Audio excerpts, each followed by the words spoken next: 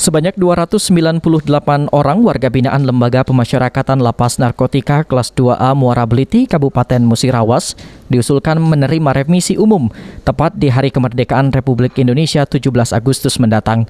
Remisi yang diterima oleh WBP tersebut terdiri dari remisi umum 1 sebanyak 283 orang, dengan rincian remisi 6 bulan sebanyak 18 orang.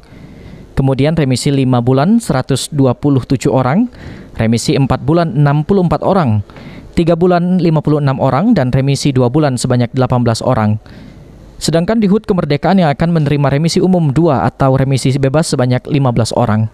Kepala Lapas Narkotika kelas 2A Muara Beliti, Rudik Erminanto menjelaskan, dari 15 orang warga binaan pemasyarakatan yang bakal menerima remisi bebas, hanya 1 WBP saja yang dipastikan bisa langsung menghirup udara bebas di Hari Kemerdekaan.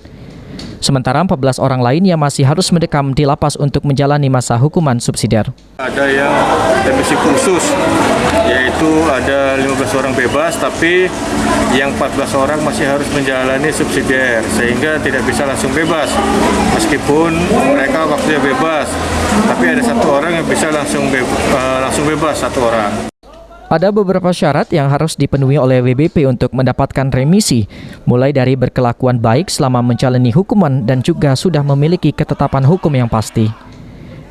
Tri Hajariah, PAL TV.